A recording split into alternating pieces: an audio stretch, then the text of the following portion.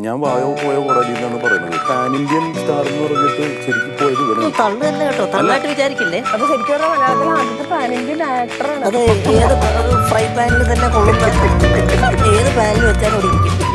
എല്ലാം നല്ല ഇതെന്തോ ഞാൻ പണി ബാക്ക് സ്റ്റേജ് റെഡിയായിക്കൊണ്ടിരിക്കുമ്പോൾ പെട്ടെന്ന് കുറെ റഷ്യൻ ഡാൻസേഴ്സ് കയറി വരും.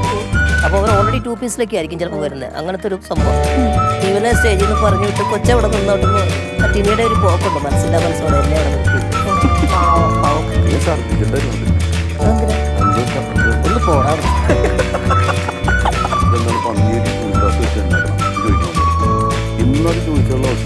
അപ്പോൾ ഇവരുടെ സലിമാട്ടൻ്റെ ടിനിയുടെ ഒക്കെ വോയിസ് ശ്രദ്ധിച്ചു. നല്ല ബേസാണ്, കാരണം ഗാംഭീര്യ വോയിസാണ്. എൻ്റെതെന്ന് പറഞ്ഞു കഴിഞ്ഞാൽ അന്ന് ചീവീടിൻ്റെ ഒക്കെ ശബ്ദം ബാഗ് തുറന്ന് ഈ പൊതി അഴിച്ചപ്പോൾ എൻ്റെ നീളമുള്ള 2 കത്തി, സംശയം തോന്നുന്നവരെ വെടിവെച്ച് കൊന്നോളാൻ അവിടെ ഓർഡർ ഉണ്ട്. ഫ്ലൈറ്റിന്റെ ഫ്രണ്ടിൽ ഇരിക്കണം, അനങ്ങരുതിട്ട ഈ ഫ്ലൈറ്റ് ലാൻഡ് ചെയ്യണവരെന്ന് പറഞ്ഞു. എല്ലാം സമ്മതിച്ചു. എൻ്റെ പാസ്പോർട്ട് ജാമ്യം മേടിച്ചു. അങ്ങനെ ഞങ്ങൾ വരേണ്ട ഫ്ലൈറ്റ് 1.5-2 മണിക്കൂർ കഴിഞ്ഞിട്ടാണ് വിട്ടത്, ഈ ഒരൊറ്റ ടെററിസ്റ്റ് കാരണം.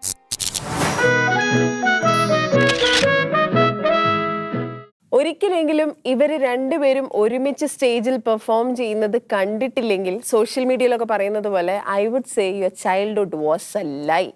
കാരണം അത്രയ്ക്ക് എപ്പിക് കോംബോ ആണ്. നമ്മൾ മലയാളികൾ ഒരുപാട് കണ്ടു ചിരിച്ചിട്ടുള്ള കോംബോ ആണ്. നല്ല 2 ബെസ്റ്റ് ഫ്രണ്ട്സ് ആണ്. ആൻഡ് അതിലൊക്കെ ഉപരി 2 916 മനുഷ്യന്മാരാണ്, ഹ്യൂമൻ ബീയിങ്സ് ആണ്. അപ്പോൾ ടിനി ചേട്ടൻ ആൻഡ് ഗിന്നസ് പക്രു ചേട്ടൻ, welcome to Lights Camera Talk. Thank you, സന്തോഷം. ഈ പറഞ്ഞ പോലെ നമ്മുടെ ചൈൽഡ്ഹുഡിലെ ഒരുപാട് ഓർമ്മകളുടെ ഭാഗമാണ് നിങ്ങൾ. സ്പെഷ്യലി സൺഡേസ് ഒക്കെ നിങ്ങൾക്ക് ഡെഡിക്കേറ്റ് ചെയ്ത് വെച്ചേക്കും. നിങ്ങളെ കാണാണ്ടൊരു സൺഡേ പോയിട്ടുള്ള ചരിത്രമില്ല. 916 കുഞ്ഞൂട്ടനിലേക്ക് വരുമ്പോൾ ആക്ച്വലി ടിനിച്ചേട്ടൻ പൂജ സമയത്ത് പറഞ്ഞ് ഞാൻ കേട്ടതാണ്, ഞാൻ പക്രുവിൻ്റെ സിനിമയിലും പക്രു എൻ്റെ സിനിമയിലും ഒരുപാട് ചെറിയ വേഷങ്ങളിൽ വന്നിട്ടുണ്ട്. പക്ഷേ 916 കുഞ്ഞൂട്ടൻ്റെ ഏറ്റവും വലിയ സ്പെഷ്യാലിറ്റി എന്ന് പറയുന്നത് ഞങ്ങൾ രണ്ടുപേരും ഓൾമോസ്റ്റ് ഈക്വൽ ഇമ്പോർട്ടൻസ് എന്ന് പറയാവുന്ന പോലെ ഞങ്ങൾ ഒരുമിച്ചുണ്ട് എന്നുള്ളതാണ്. പറയൂ. ഹീറോ ഇവൻ തന്നെയാണ്, പക്ഷെ ഞാൻ വരുന്നത് ആ വരേണ്ട സമയത്തേ വന്നിട്ടുള്ളൂ. അതിൽ കൂടുതൽ പറഞ്ഞു കഴിഞ്ഞാൽ ഞാൻ വായോ പോയ കോടാലി എന്നാണ് പറയണത്. അപ്പൊ അതുകൊണ്ട് കൂടുതൽ പറഞ്ഞു കഴിഞ്ഞാൽ കഥയുടെ ബാക്കിയൊക്കെ പുറത്തു വരും, സീക്രട്ടുകളൊക്കെ. അപ്പൊ ആ കോംബോ എന്തായാലും ഇഷ്ടപ്പെടും. കാരണം ഞങ്ങൾ വളരെ കുറച്ച് ഷോസ് ചെയ്തിട്ടുള്ളൂ. അതുപോലെ തന്നെ പാൻ ഇന്ത്യൻ സ്റ്റാർ എന്ന് പറഞ്ഞിട്ട് ശരിക്കും പോയത് ഇവനാണ് ഫസ്റ്റ്. അതായത് ഈ പ്രഭു ആദ്യം തള്ളല്ലേ കേട്ടോ, തള്ളായിട്ട് വിചാരിക്കില്ലേ. ഇപ്പോഴാണ് പാൻ ഇന്ത്യൻ പേര് വന്നത്. പക്ഷെ ഇവൻ അതിനു മുമ്പ് സൂര്യ അടുത്ത് പോയി, വിജയ് അടുത്ത് പോയി, അപ്പൊ ഇതൊക്കെ കാണാൻ ഞങ്ങൾ ചെന്നൈയിൽ പോവായിരുന്നു, പടം കാണാൻ പോയിട്ടുണ്ട്. പക്ഷെ അന്ന് പാൻ ഉണ്ടായിരുന്നില്ല, അന്ന് ഈ പാൻ ഇന്ത്യൻ പരിപാടി ഉണ്ടായിരുന്നില്ല. അപ്പൊ ശരിക്കും പറഞ്ഞാൽ മലയാളത്തിലെ ആദ്യത്തെ പാൻ ഇന്ത്യൻ ആക്ടറാണ്. അത് ഏത് ഫ്രൈ പാനിൽ തന്നെ കൊള്ളുന്ന, ലിറ്ററലി അല്ലേ, ഏത് പാനിൽ വെച്ചാലും അവിടെ ഇരിക്കും. അങ്ങനത്തെ ഒരു ഇതിപ്പോ ഇത് എന്നെ അങ്ങ് പുകഴ്ത്തിയപ്പോഴേ എനിക്ക് തന്നെ ടെൻഷനായി. കാരണം പറഞ്ഞു പറയിപ്പിക്കുന്ന പോലെ അത്ര ആത്മാർത്ഥമായിട്ട് കാര്യങ്ങൾ പറയുന്നത്. സംഭവം കുറച്ചൊക്കെ ഈ പറഞ്ഞ പോലെ തന്നെ ഞങ്ങളുടെ ഒരുമിച്ച് ചാനലുകളിൽ വന്നപ്പോഴൊക്കെ തന്നെ അത്യാവശ്യം നല്ല സ്വീകാര്യത ഉണ്ടായിരുന്നു ആ കാലത്ത്. അത് ഞങ്ങൾക്കൊരു വലിയ പ്രോത്സാഹനവും പ്രചോദനമായിരുന്നു. പിന്നീട് സിനിമകളിലേക്ക് കാസ്റ്റിംഗ് വളരെ കുറവാണല്ലോ, കാരണം കൂടുതലും TV പ്രോഗ്രാമുകളിനകത്ത് വരുമ്പോഴേക്കും. അല്ല, അപ്പൊ ഞാൻ പറഞ്ഞു വന്നത് അതാണ്, ടിവിയിൽ സ്വീകാര്യതയുടെ ഇവനെ പാൻ ഇന്ത്യയിലേക്ക് കൊണ്ടുപോയതെന്ന്. ടിവിയിൽ കിട്ടിയ അക്സെപ്റ്റൻസ് ആണ് പാൻ ഇന്ത്യൻ സ്റ്റാർ ആവാനുള്ള ബേസ്. അതെ, ഞങ്ങൾ ഒന്നിച്ച് ഒരു സിനിമ 916 കുഞ്ഞൂട്ടൻ എന്ന് പറഞ്ഞൊരു സിനിമ വരികയും അതിനകത്ത് എനിക്ക് യോജിച്ചൊരു കഥാപാത്രം ഡയറക്ടർ പറയുകയും ചെയ്തപ്പം അത് വളരെ എന്താ പറയുന്നത് സന്തോഷപൂർവ്വം ഞങ്ങൾ ഒന്നിച്ച് ചെയ്യാൻ തീരുമാനിച്ചു. ഞാനിപ്പോൾ ഇൻട്രോയിൽ പറഞ്ഞ പോലെ ഈ എപ്പിക് കോംബോ എന്ന് പറയുമല്ലോ, നിങ്ങൾ വരുമ്പോൾ നമ്മൾ ഭയങ്കരമായിട്ട് പ്രതീക്ഷിക്കും, നിങ്ങൾ രണ്ടുപേരും വരുമ്പോൾ. അപ്പോൾ ഇതേ സാധനം 916 കുഞ്ഞൂട്ടൻ വന്ന് ചേട്ടൻ്റെ അടുത്ത് പറയുമ്പോൾ ചേട്ടനും ചോദിക്കുമല്ലോ, ഞങ്ങൾ രണ്ടുപേരും വരണമെങ്കിൽ ഒരു സാധനം വേണമല്ലോ അവിടെ, അതെന്തായിരുന്നു അത് ആ എക്സൈറ്റ് ചെയ്യിച്ച സാധനം? അല്ല, അത് ഇപ്പം നമുക്ക് പറയാൻ പറ്റുന്ന ഒരു കാര്യമല്ല സത്യം പറഞ്ഞു. എന്നാൽ പോലും ടിനിക്ക് യോജിക്കുന്ന, ടിനിയുടെ കയ്യിൽ ഒതുങ്ങുന്ന, അത് എല്ലാ തരത്തിലും യാതൊരു തരത്തിലുള്ള അതിഭാവുകത്വം ഇല്ലാതെ ആ ക്യാരക്ടറിനെ വളരെ നൈസായിട്ടത് ടിനി ചെയ്തിട്ടുണ്ട്. എനിക്ക് തോന്നുന്നു സിനിമയിൽ ത്രൂ ഔട്ട് ഉള്ളൊരു ക്യാരക്ടറല്ല അത്, ഒരു പ്രത്യേക സമയത്ത് വരുന്ന ഒരു വളരെ രസമുള്ളൊരു ക്യാരക്ടറാണ്, ഇമ്പോർട്ടൻസ് ഉള്ളൊരു ക്യാരക്ടറാണ്. അതാണ്. അപ്പോൾ അതുപോലെ തന്നെ ഡിഫറെൻ്റ് ആയിട്ടുള്ളൊരു ഗെറ്റപ്പും ടിനി ഇതിനകത്ത് ആ സിനിമയിൽ ചെയ്യുന്നുണ്ട്. അതും ടിനിയുടെ എനിക്ക് തോന്നുന്നു ടിനി അങ്ങനത്തെ ഒരു ക്യാരക്ടറും ചെയ്തിട്ടില്ല. അങ്ങനത്തെ ഒരു വേഷം. അങ്ങനെ പറയാനായിട്ട് ചെറിയ ചെറിയ ചില കാര്യങ്ങളൊക്കെ ഉള്ള, ഈ പറഞ്ഞ പോലെ തന്നെ നമുക്കൊരു വലിയ അവകാശവാദങ്ങളൊന്നും ഇല്ലാത്തൊരു ചെറിയ സിനിമയാണ് കുഞ്ഞുകുട്ടൻ. ഒരു എൻ്റർടൈനറാണ്. ചിരിക്കാനുണ്ടോ എന്ന് ചോദിച്ചാൽ ചിരിക്കാം. പിന്നെ എനിക്ക് ഒരു എന്താ പറയുന്നത്, വളരെ സന്തോഷപൂർവ്വം ചെയ്യാൻ പറ്റുന്നെന്ന് പറയുന്നത്, ഒരു പിടി നല്ല താരങ്ങൾ ഈ സിനിമയിലുണ്ട് കൂടെ. ഒപ്പം ഈ ക്യാരക്ടറിനും വളരെ ലാളിത്യമുള്ളൊരു ക്യാരക്ടറാണ്. പേരിൽ തന്നെ പേര് സൂചിപ്പിക്കുന്ന പോലെ തന്നെ കുഞ്ഞുട്ടൻ എന്ന് പറയുന്ന എല്ലാവർക്കും ഇഷ്ടപ്പെടുന്ന. അപ്പോൾ അത് ആ ക്യാരക്ടറിനെ നല്ല രീതിയിൽ നമ്മൾ ആഗ്രഹിക്കുന്ന രീതിയിൽ ജനം എടുത്താൽ അതൊരു വലിയ സന്തോഷമുള്ളൊരു കാര്യമായിരിക്കും. പിന്നെ അതിനകത്തുള്ള സന്തോഷങ്ങളിലൊന്നാണ് ഇപ്പം ഞങ്ങൾ രണ്ടുപേരും കൂടെ ഇങ്ങനെ ഇരിക്കുന്നത്. ആ ബിഗ് സ്ക്രീനിൽ ഞങ്ങൾ രണ്ടുപേരും വരുന്നു എന്ന് പറയുന്നതും ഒരു കൗതുകമുള്ളൊരു കാര്യമായിരിക്കുമല്ലോ. അതെ, ഈ പറഞ്ഞ പോലെ ആ സന്തോഷമാണ് അതിന്റെ ഹൈലൈറ്റ്. അതായത് ഇത് കോംബോസ് ബാക്ക് എന്ന് പറയുന്നത്. പിന്നെ ഇതിനു മുമ്പ് ടിനി ഹീറോ ആയ ഒരു പടത്തിൽ ഇതേപോലെ തന്നെ ഒരു ക്യാരക്ടർ ഞാൻ ചെയ്തിട്ടുണ്ട്. ഹൗസ്ഫുൾ എന്ന് പറയുന്ന ജ്യോതിർമയുടെ. അതെ, ആ സിനിമയിൽ ഞാൻ പീഡിയാട്രിഷ്യനായിരുന്നു, ഡോക്ടറാണ്. അപ്പോൾ പുള്ളിയുടെ വീട്ടിലും മക്കളെ നോക്കാൻ വരുന്നൊരു ക്യാരക്ടർ ഞാൻ ചെയ്തിട്ടുണ്ട്. അപ്പോൾ അത് കഴിഞ്ഞ് കുറച്ച് കാലങ്ങൾക്ക് ശേഷമാണ് തിരിച്ച് ഇതേപോലെ. അല്ല, കുട്ടിയും കൊല്ലം ഞാൻ അഡ്വക്കേറ്റ് ആയിരുന്നു. അതെ, എല്ലാം നല്ല ഇതാണ്. ഇവൻ ഡോക്ടർ, ഞാൻ അഡ്വക്കേറ്റ്, പണി മിമിക്രി.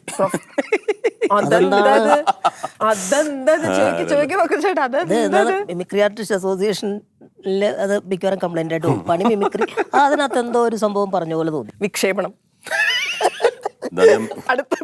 ഇനി നീ ഇവിടെ ഇരുന്ന് എന്തേലും പറഞ്ഞ്, ഞാനിരിക്കുന്നത് തുമ്പയിലാണ്, എപ്പോ വേണേലും ഈ റോക്കറ്റ് മേളിലോട്ട് പോവാം. അതിന്റെ ഒരു പ്രഷറിൽ ഞാൻ പോകുവാണെങ്കിൽ ഒന്ന് പിടിച്ച് താഴെ നിർത്തിയേക്കണം. കാരണം സുനിത വില്യംസ് ഇപ്പൊ താഴെ ഒന്നല്ലോ. അപ്പൊ ഇനിയിപ്പോ ഇദ്ദേഹത്തിന് അവിടെ അവിടെ ആൾക്ക് വേണ്ടി ആള് വെയിറ്റ് ചെയ്യണം. ഞാനൊന്നും പറഞ്ഞില്ലേ. അല്ല, പിഷാരടിയോട് ചോദിച്ചു, ഈ പറഞ്ഞ പോലെ നിനക്ക് എയറിൽ കയറാൻ ആഗ്രഹം ഉണ്ടോന്ന് ചോദിച്ചപ്പോ അവൻ പറഞ്ഞതേ, ചേട്ടന്റെ കൂട്ടുകാരൻ ടിനിറ്റോം ഒന്ന് മാറി തരണ്ടേന്ന്. ഇടയ്ക്കൊന്ന് മാറി തന്നാലേ സ്പേസ് കിട്ടുള്ളൂ.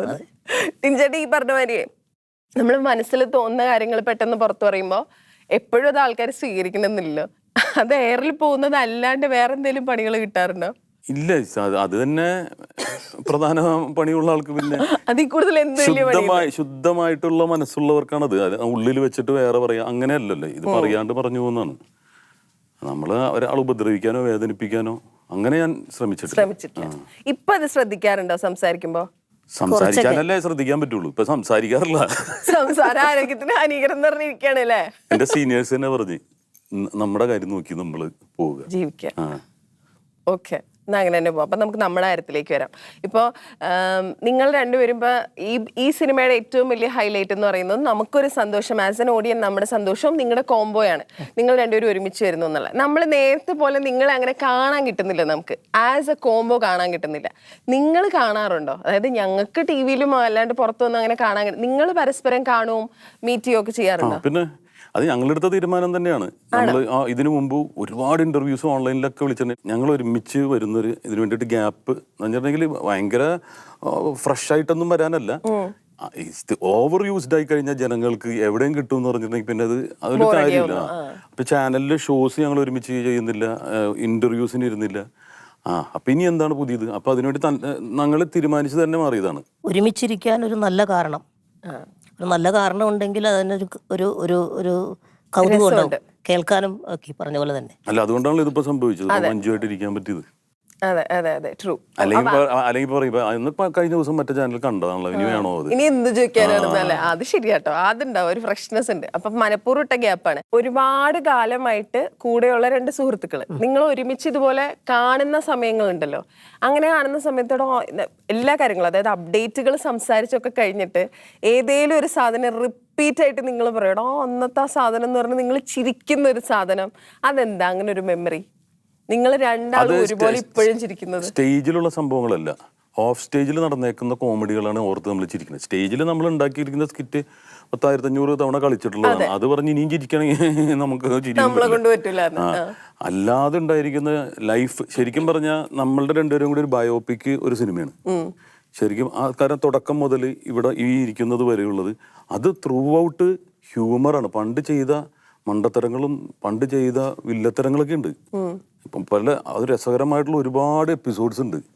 അപ്പോൾ അത് ഓർത്തിട്ടാണ് നമ്മൾ ചിരിക്കാറ്. അതിൽ ഏതെങ്കിലും ഒരു കാര്യം ഇപ്പൊ പെട്ടെന്ന് ഓർക്കുന്നത്? ഒരു കാര്യം പെട്ടെന്ന് ഓർക്കുന്നത്, ഒരു ചാനലിൻ്റെ ഒരു പ്രോഗ്രാമിൽ നമ്മൾ അതിൽ ഞങ്ങളുടെ പ്രോഗ്രാംസ് രണ്ടുപേരുടെയും കോംബോ ഒരു സ്കിറ്റ് ഇടയ്ക്കിടയ്ക്ക് വരുന്നുണ്ട്. ഞങ്ങൾ ബാക്ക് സ്റ്റേജ് റെഡി ആയിക്കൊണ്ടിരുന്നപ്പോൾ പെട്ടെന്ന് കുറേ റഷ്യൻ ഡാൻസേഴ്സ് കയറി വന്നിട്ട് അവരുടെ അവസ്ഥ എന്ന് പറഞ്ഞു കഴിഞ്ഞാൽ പെട്ടെന്ന് ഒരു എൻട്രി അങ്ങോട്ട് വന്നു, പെട്ടെന്ന് തിരിച്ചു വന്നു. അവരിതെല്ലാം പറിച്ചു കളഞ്ഞ് പെട്ടെന്ന് കോസ്റ്റ്യൂം മാറി, അങ്ങനെയൊക്കെയാണ്. അപ്പോൾ അവർ ഓൾറെഡി 2 പീസിലൊക്കെ ആയിരിക്കും ചിലപ്പോൾ വരുന്നത്. അങ്ങനത്തെ ഒരു സംഭവമാണ്. അപ്പം ഞാനും ടിനിയും റെഡിയായിട്ട് നിൽക്കുകയാണല്ലോ. ഇവനെ സ്റ്റേജിൽ നിന്ന് പറഞ്ഞു വിട്ട് കൊച്ചവിടെ നിന്നോട്ടെന്ന് പറഞ്ഞ് ഞാൻ ആ ടിനിയുടെ ഒരു പോക്കുണ്ട്, മനസ്സില്ലാ മനസ്സോടെ എന്നെ അവിടെ നിർത്തിയിട്ട്. പാവം ആ ഒരു സംഭവം മനസ്സിലാക്കണം നമ്മളത്. ഞാനവിടെ അങ്ങിരുന്നു, അവരിരുത്തിയതല്ലേ എന്ന് വെച്ചാൽ ഞാനിരുന്നു. അത് കഴിഞ്ഞിട്ടേ അവിടെ ഇരുന്നിട്ട് ഇത് കഴിഞ്ഞിട്ട് പിന്നെ ടിനി ചേട്ടനെ മീറ്റ് ചെയ്തപ്പോ എന്തെങ്കിലും പറഞ്ഞായിരുന്നു? ടിനി ചേട്ടനെ മീറ്റ് ചെയ്തപ്പോൾ ടിനി എന്താ പറയാൻ, ഒന്നും പറയാനില്ല. ഇവൻ ഛർദ്ദിക്കണ്ടായിരുന്നു. അതെന്തിനാ? ഒന്ന് പോടാ അടുത്ത്.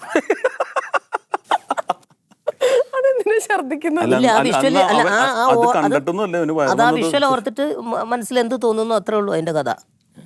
ടിനി തിരിച്ചു വന്നതിന് ശേഷം എന്നോട് ചോദിച്ചു, നിനക്ക് ഞാൻ കൂടെ വേണമെന്ന് എന്താ പറയാഞ്ഞെന്ന്. അല്ല അതെന്ന് വെച്ചാൽ മറ്റേ ബോഡി ഗാർഡായിട്ടും അല്ലെങ്കിൽ ഒന്നിച്ചാണല്ലോ, ചേട്ടനാണ് പുള്ളി വേണമെന്ന് എന്താ പറയാഞ്ഞെന്ന് ചോദിച്ചു. ഒന്നുമില്ലെങ്കിലും നിന്നെ ഇങ്ങനെ കൊണ്ടു നടക്കുന്നല്ലേടാ, അതിന്റെ ഒരു ഇതുപോലെ തന്നെ കണ്ണൂര് ഒരു പ്രോഗ്രാം കഴിഞ്ഞിട്ട് ഞങ്ങൾ തിരിച്ചു വരാണ്. വണ്ടിയൊന്നുമില്ല നമുക്ക്, ട്രാൻസ്പോർട്ട് ബസ്സിലാണ്. അപ്പൊ സാധാരണ നമ്മൾ ട്രാൻസ്പോർട്ട് ബസ്സിലൊക്കെ യാത്ര ചെയ്തിട്ടില്ല. നമ്മൾ ഈ ടവലൊക്കെ ഇട്ട് ബുക്ക് ചെയ്തിട്ടാണല്ലോ പോകുന്നത്. ഞാൻ ഇവനെ വെച്ചിട്ട് ബുക്ക് ചെയ്തിട്ടാണ് ഞാൻ പോകുന്നത്. ഇവൻ എന്നെ വണ്ടിയിലിരുത്താം, ഞാൻ ഒരു ചായ ഒക്കെ കുടിച്ചിട്ട് വരാമെന്നുള്ള രീതിയിൽ. അപ്പൊ അവിടെ ഇരിപ്പുണ്ടോ എനിക്ക് ആ സീറ്റ് കിട്ടും. ഞാൻ തിരിച്ചു വന്നപ്പോ ഇവനെ കാണാനില്ല, അവിടെ വേറെ ആൾ കയറിയിരിക്കുക. അതൊരു ടവലിന്റെ മേളിൽ എന്നെ കയറ്റി വെച്ചത്. എന്നിട്ട് ഇത് കഴിഞ്ഞപ്പോ ഇവര് തമ്മില് ചർച്ച, ഈ സാധനം ഞാൻ വെച്ചല്ലേ എന്ന് വെച്ചിട്ട് എന്നെ വെച്ചിട്ട് ഈ സാധനം. അപ്പൊ പുള്ളി അത് ഇതെന്റെ സാധനമാണ്, അപ്പൊ പുള്ളി അത് എന്റെ സാധനമാണ് എന്ന് പറഞ്ഞിട്ട് അവര് തമ്മിൽ ഇടിയുടെ പക്കത്തായി. അന്ന് ഇതുപോലുള്ള ഒരാളാണ് സഹകരിക്കുന്ന ആള്. ഭയങ്കര ഇത് ഞാൻ നോക്കിയപ്പോ ഇവൻ ഫ്രണ്ടിൽ പോയി നിൽക്കുക, ഇവിടെ നിന്ന് ഇറക്കിയിട്ട് നിർത്തുന്നത്. എന്നിട്ട് അയാളുടെ അടുത്ത് ചോദിച്ചു, ലാസ്റ്റ് അവിടെ നിന്ന് പോരാൻ പറ്റി. അപ്പൊ എന്റെ ബുക്കിംഗ് സ്പേസ് ആണിത് ശരിക്കും. അപ്പോൾ യഥാർത്ഥത്തിൽ അന്ന് പുറത്ത് നിന്ന് ഇത് കണ്ടത്, ഇതിപ്പോ തമാശയായിട്ട് നമ്മൾ പറയുന്നുണ്ടെങ്കിലും തെസ്നീഖാനും സീനത്തേച്ചൊക്കെയായിരുന്നു. അവർക്ക് ഭയങ്കര ഫീൽ ചെയ്ത്. കാരണം പാവങ്ങൾ എന്തോരം കഷ്ടപ്പെട്ടാണ് ഈ നാടോടികളുടെ പോലെ ഇങ്ങനെ എന്നെങ്കിലും അവർക്കൊരു വണ്ടി മേടിക്കാനുള്ള അനുഗ്രഹം കിട്ടട്ടെ എന്ന് അവർ പറഞ്ഞിട്ടുണ്ട്. ഞാൻ പറഞ്ഞത് ഇമോഷനും കൂടി ഉണ്ട് അതിൻ്റെ. കാരണം ഞങ്ങൾ നിന്ന് ഇതുപോലെ പോവാത്ത ബസ് സ്റ്റാൻഡുകളില്ല, KSRTC ഇതുപോലെ തന്നെ കുറേ യാത്രകൾ അങ്ങനെ ഈ തമാശകളില് ഇമോഷൻസും കിടപ്പുണ്ട്. ഓഫ് കോഴ്സ് നമുക്ക് തന്നെ അറിയാലോ, നിങ്ങൾ കാണിക്കുന്ന എല്ലാ പെർഫോമൻസിന്റെയും ഒരു ബാക്ക് സ്റ്റോറി നമുക്ക് ഊഹിക്കാലോ. അത് നിങ്ങൾ ഇവൻ എന്താന്ന് പറഞ്ഞിട്ടുണ്ടെങ്കിൽ ഇവന്റെ കോമഡികൾ, ഇവൻ ചെയ്യുന്ന സ്കിറ്റുകൾ ഇവൻ തന്നെ ഉണ്ടാക്കുന്നതാണ്. അത് ഇവൻ വിക്റ്റിമായിട്ടുള്ളതാണ് എഴുതിക്കൊണ്ടുവന്നത്.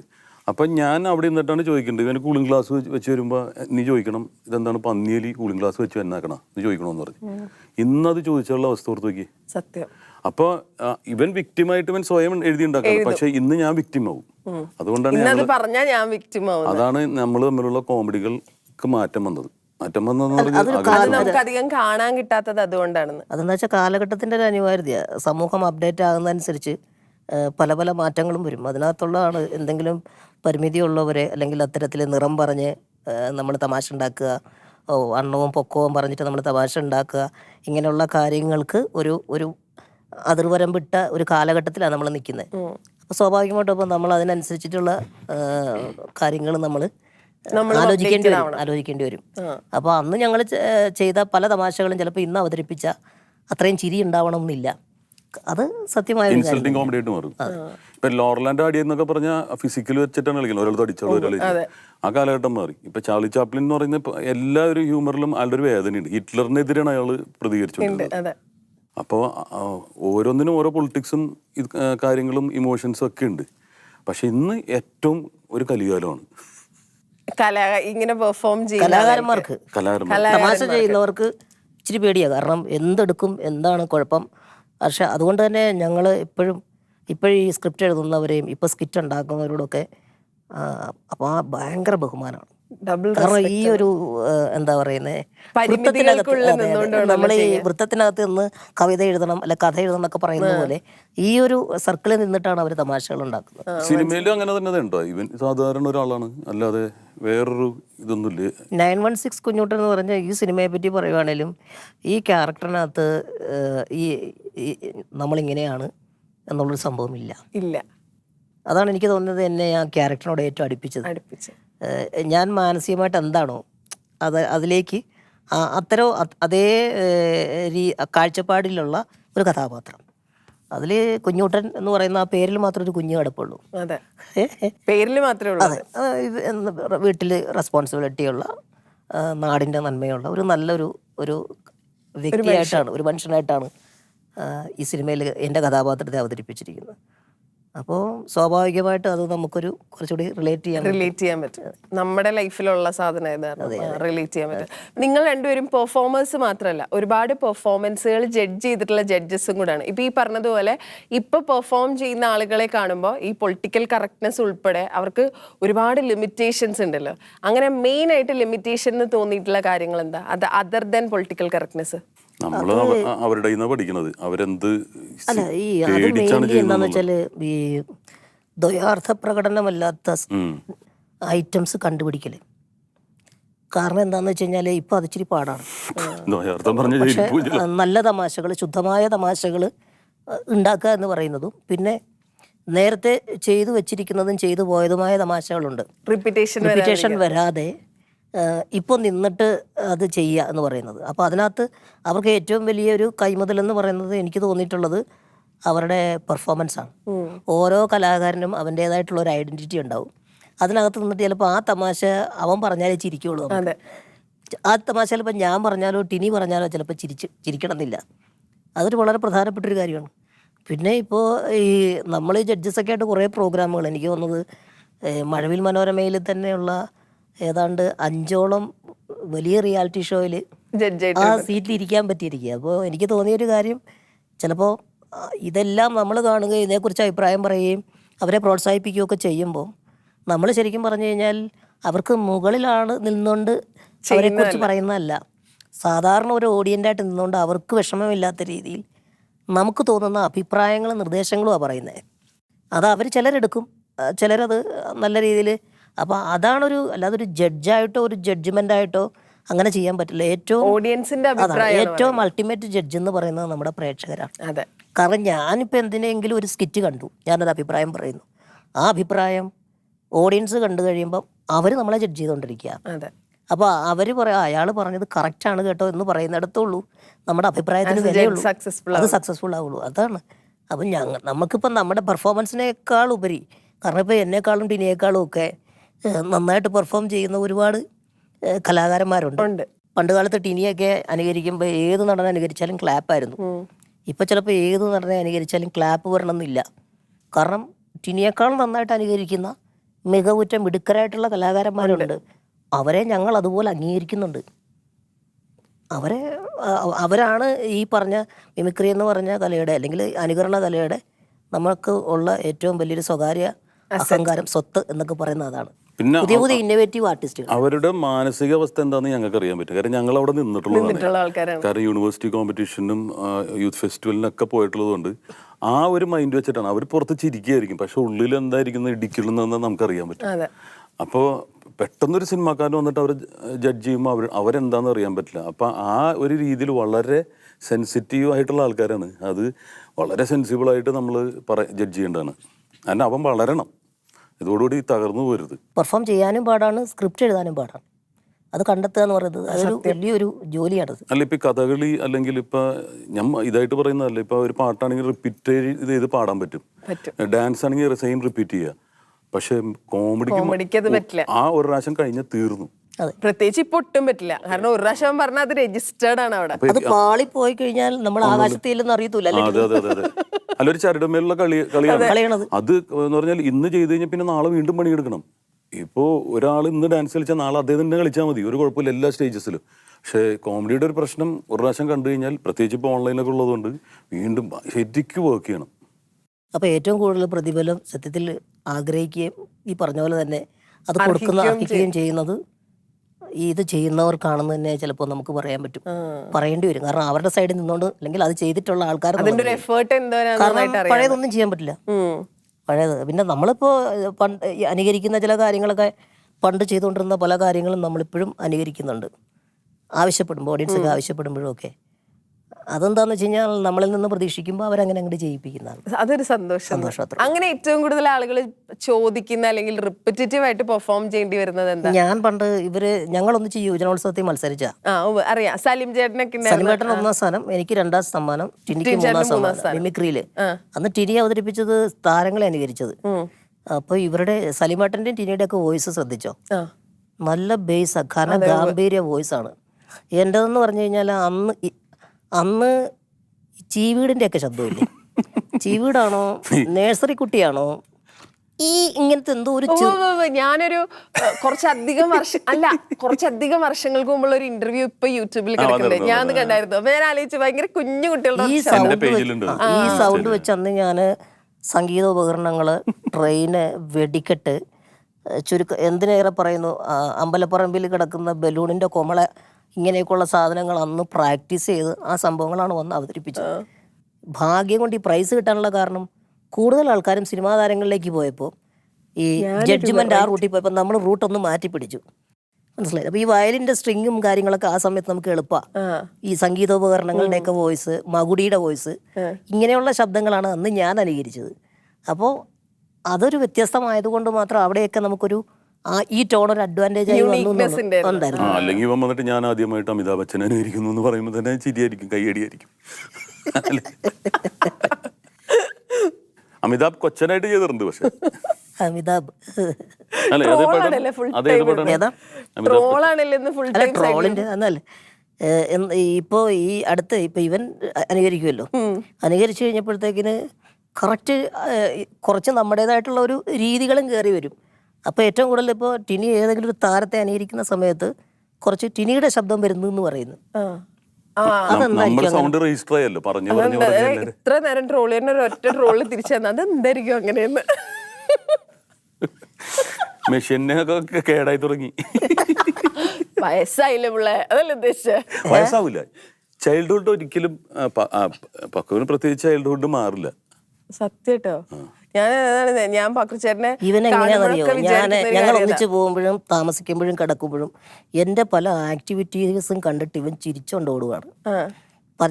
ചില കാര്യങ്ങൾ നമ്മൾ ചില സ്ഥലങ്ങളിൽ ചെന്ന് പെട്ട് കഴിയുമ്പോൾ നമുക്ക് ഉണ്ടാകുന്ന സ്വാഭാവികമായ രക്ഷപ്പെടലുണ്ടല്ലോ, അത് ഇവനിൽ ഒരു ഭയങ്കര ചിരിയും അതങ്ങ് ഭയങ്കരമായിട്ട് എക്സ്പ്ലോർ ചെയ്ത് കളയും. അപ്പോൾ അത് ശരിക്കും പറഞ്ഞു കഴിഞ്ഞാൽ അതാണ് ഈ കൊണ്ടു കിടന്നിട്ട് സന്തോഷിക്കാതെ പറയില്ലേ, ഇപ്പൊ ഈ ഫുൾ ടൈം. ഒരു സ്ഥലത്ത് നിന്നപ്പോ പുറത്തുനിന്ന് ഞങ്ങള് സ്റ്റേജിൽ കയറുന്നതിന് ചിലപ്പോൾ എവിടെയെങ്കിലും റെസ്റ്റ് ചെയ്യും. അപ്പൊ ഒരാൾ പുറത്തുനിന്ന് ചോദിക്കുക ഇങ്ങനെ, അപ്പൊ ഞാൻ വേണ്ടെന്ന് പറഞ്ഞു, അടിക്കുമെന്നാണ് ചോദിക്കണത്. അപ്പൊ നമ്മൾ പറയുന്നത് വേണ്ട വേണ്ട വേണ്ട എന്ന് പറഞ്ഞുകൊണ്ടിരിക്കുക. ഞാൻ വേണ്ടാന്ന് പറഞ്ഞില്ലടോ, പുള്ളി ചോദിച്ചത് പക്രു എന്ത് ചെയ്യുന്നതാണ്. അപ്പൊ ഇത് കോമഡി ആയിട്ട് പറയുകയാണെങ്കിൽ അത് ബോഡി ഷേമിംഗ് ആയി. അയാള് നിഷ്കളങ്കനായിട്ടാ പറഞ്ഞത്. ഇപ്പൊ ഞാനിവിടെ പറഞ്ഞത് അയാള് ചെയ്ത സംഭവമാണ് പറഞ്ഞത്. ഇങ്ങനല്ലേ എന്നോട് ഇങ്ങനെ ചോദിക്കും